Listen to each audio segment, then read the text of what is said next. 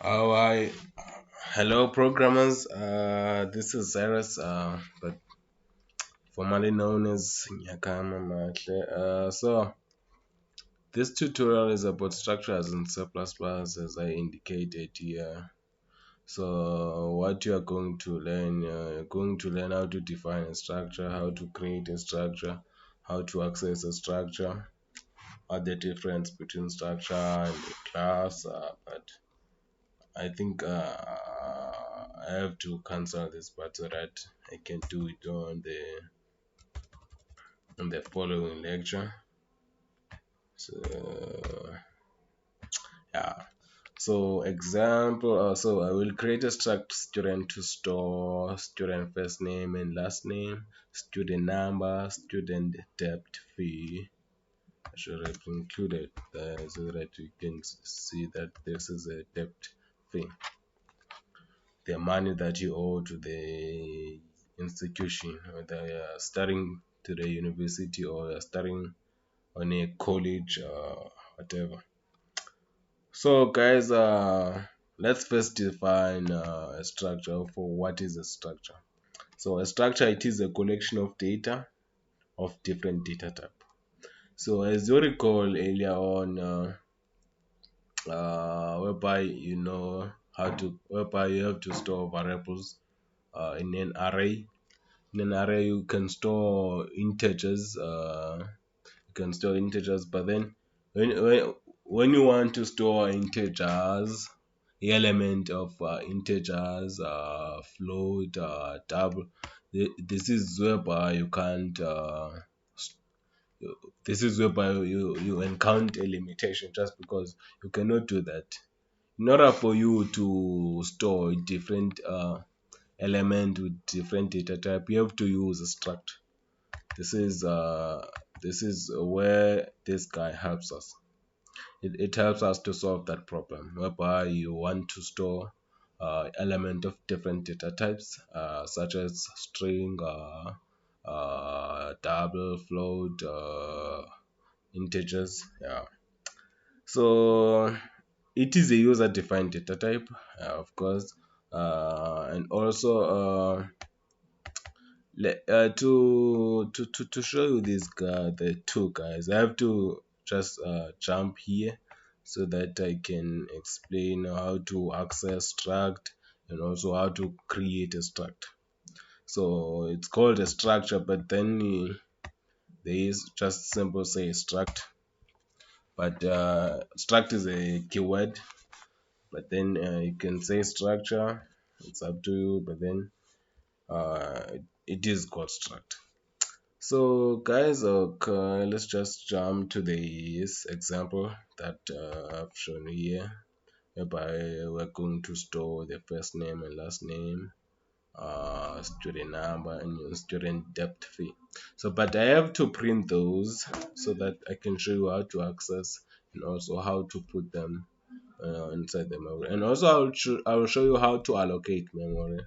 So let's start. So first I have just to include that. Let's take include IO stream using namespace standard. So those are just preprocessor directive to be processed by the processor program. So and then I begin now to define my struct student student student. Then declare my variables, first name of type string.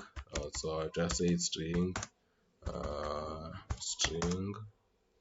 Then first name. Then I have just to copy that to save time, because I'll just edit it.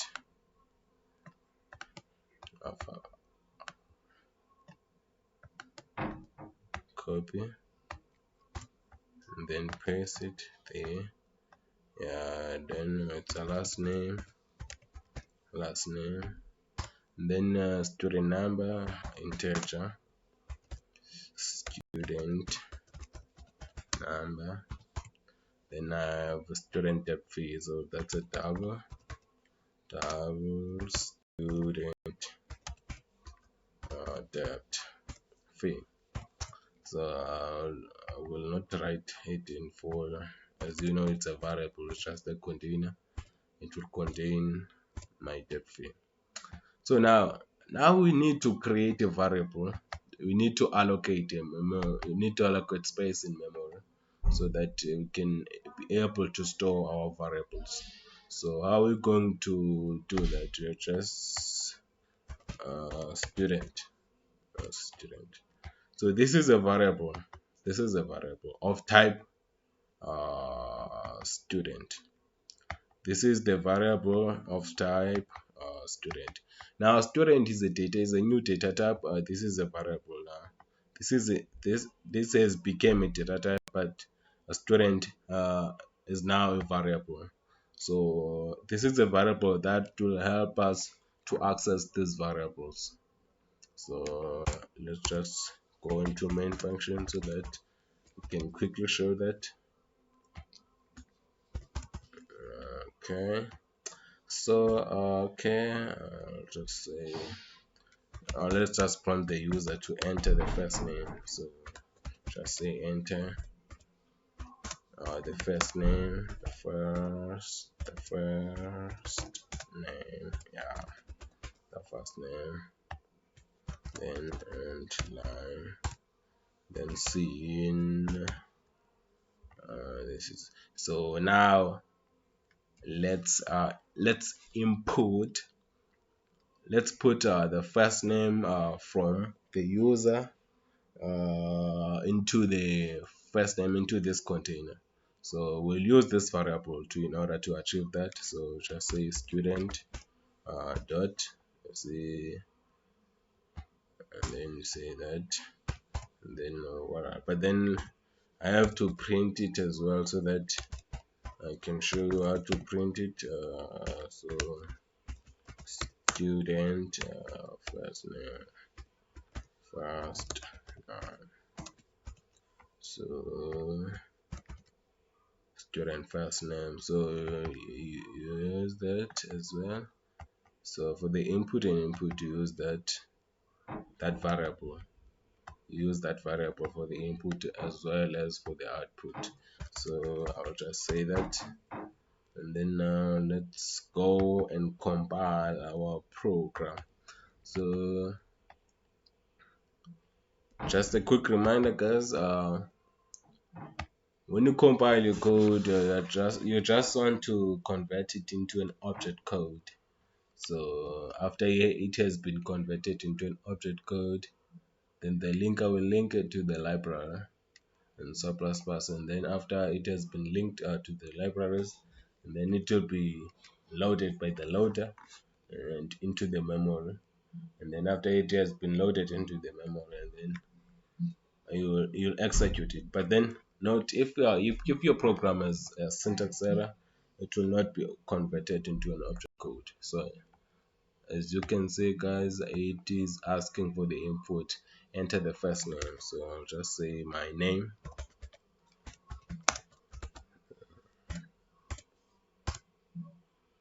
You see, that is the output, student first name. That is my first name. So I think, yeah, I'm done. I showed you guys how to create a structure, how to how to access it. Yeah, I'll show you an example. So but on the next I'll show you how to use functions and also define some other things that are important in structures. This video was for just it was just for introduction to structures, but let me just print all those variables. So I'll just say let's print all those variables, guys, so that you can let's print so enter last name, last name, last name, and also let's print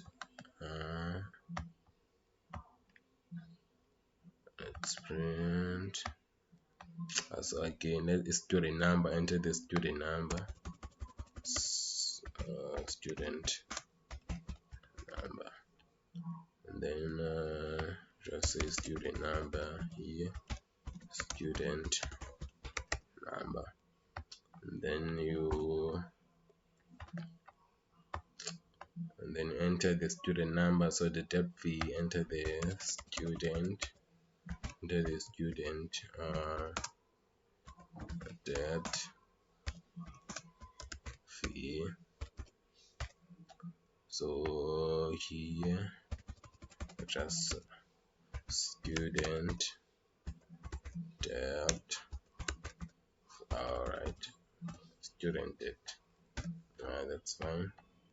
Then you print all those student last name or student number, student debt fee, student, yeah, and then say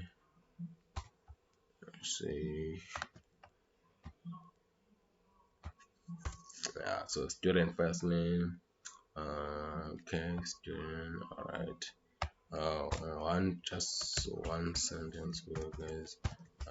Please subscribe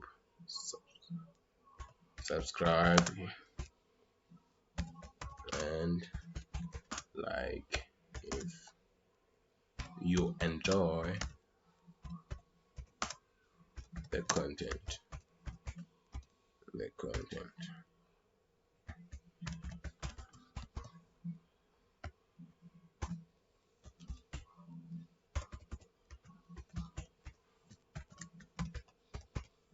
See how to line.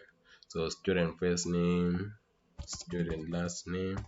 Now we're just printing those values that you entered by the user. So student last names, yeah, then enter student number, that is the output, student number. So just say to write student number,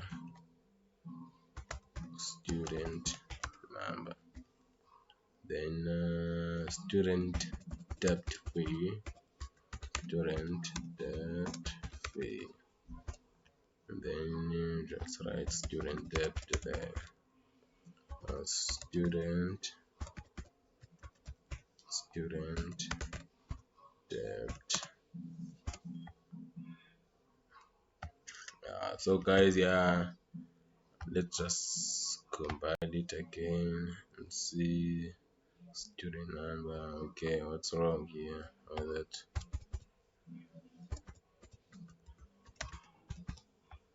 Alright,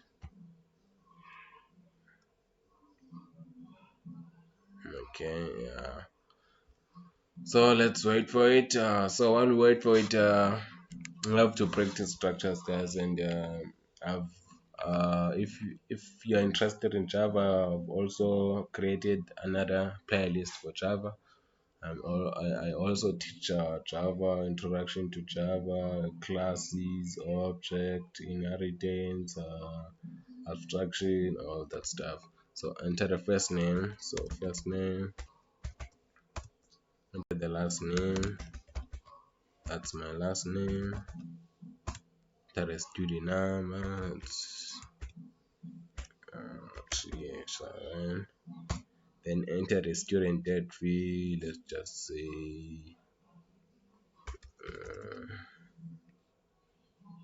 so let's say that's the debt fee. So let's just 0.98.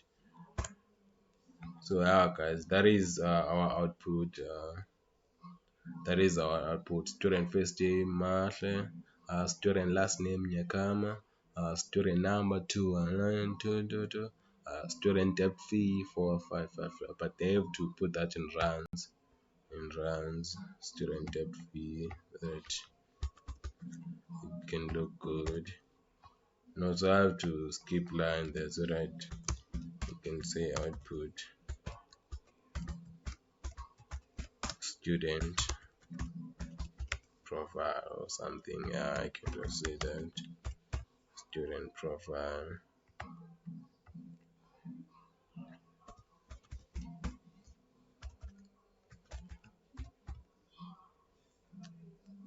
Yeah, yeah. Let's hit enter again.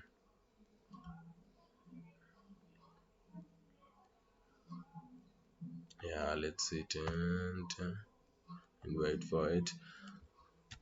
I think structures are more interesting, because they make your code to look clean, organized, just because you collect all your variables, even your functions sometimes, but